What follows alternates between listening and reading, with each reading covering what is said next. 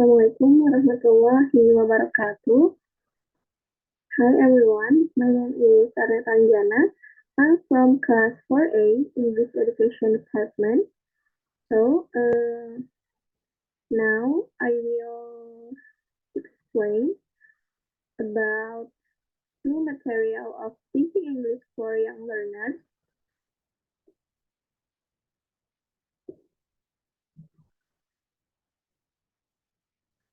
First material is about how to deal with different types of young learners.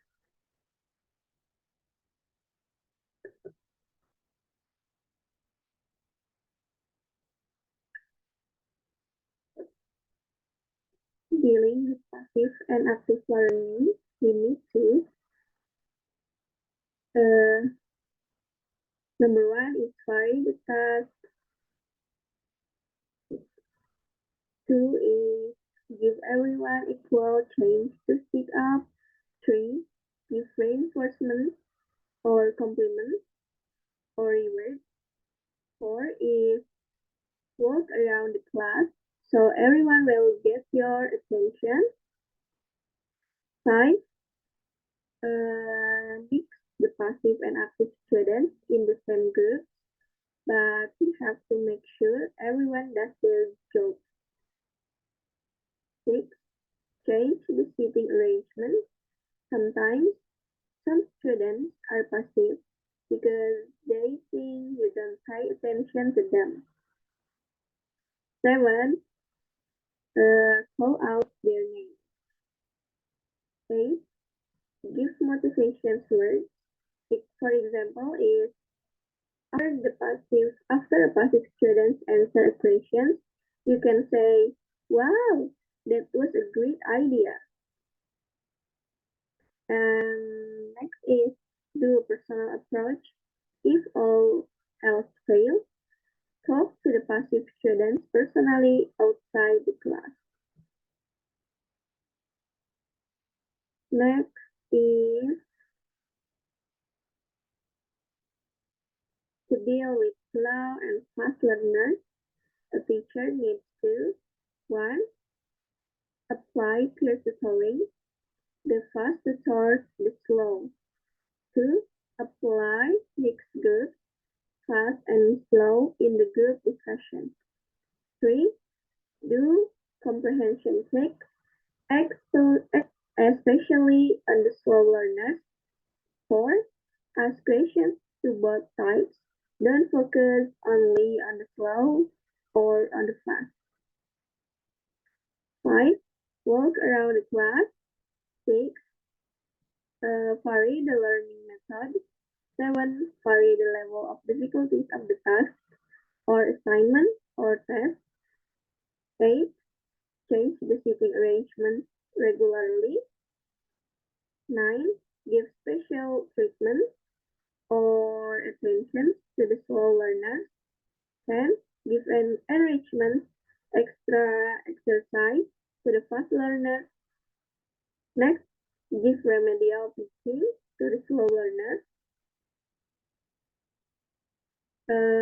Give feedback to students, know their ability. Do personal approach. Talk to a specific learner if needed.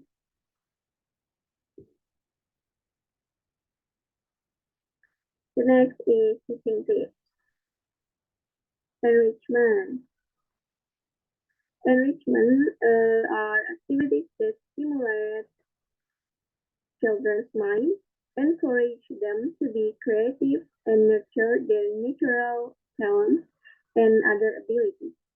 Examples of enrichment programs for preschoolers are visual arts, performing arts, French language, sports, computer-based learning, and cooking classes. The next is remedial teaching. Why remedial teaching must teachers do? Because remedial teaching to motivate and help the academically weaker students to realize their weakness, and help them to improve on their fronts.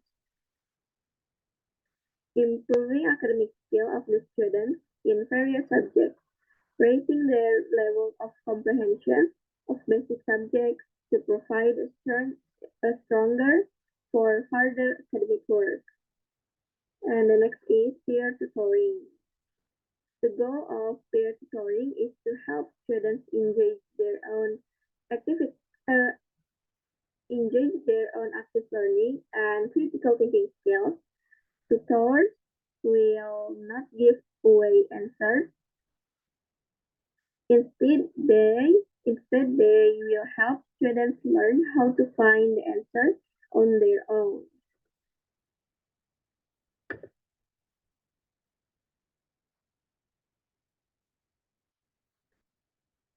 Second material is principle of TEYL. The first principle is meaningful learning. Meaningful learning is learning that is both relevant to a student's life and aims to achieve deep understanding through the contextualization of the knowledge with prior knowledge and experience. So, example of teaching techniques in this principle is use real-life objects or materials to make learning more concrete and relevant to learners' experience, encourage learners to make connections between what they are learning and their own lives, or interests, use storytelling or role-play to create engaging, memorable learning experience, provide learners with opportunities to reflect on what they have learned and how they can apply it in real life situations. Second principle is implicit learning. Implicit learning is important because it encourages students to think for themselves and to participate in self-directed learning. In addition, implicit instructions or implicit learning tends to be more practical as students participate in natural discussions and work together to solve real-world problems through project-based learning. Example of teaching technique is use games, puzzles, and other fun activities to teach language and literacy skills in a playful and engaging way. Provide learners with opportunities to explore and experiment with language without focusing too much on grammar or accuracy. Encourage learning to read and listen to a wide variety of materials, including story songs and other authentic materials. Next is contextual learning. Contextual learning is an approach to education that emphasizes learning within a specific context or setting rather than focusing solely on abstract and theoretical concepts. Example of teaching technique: use real-life situations and materials to teach language and literacy skills, such as using menus to teach food vocabulary or using maps to teach direction. Take learners on field trips or excursions to provide them with real-life example of the concept they are learning. Encourage learners to create projects or presentations that demonstrate how they can apply what they have learned in real-life situations. Last principle is learner-centeredness. Learner-centeredness is an educational approach that places the learner at the center of the learning process. It involves recognizing and valuing the unique needs, interests, and abilities of each learner, and providing them with opportunities to take an active role in their own learning. Example of teaching techniques allow learners to choose topics or projects that interest them by prioritizing the needs and interests of individual learners. Teachers can create a more engaging and effective learning environment that promotes long-term retention and success.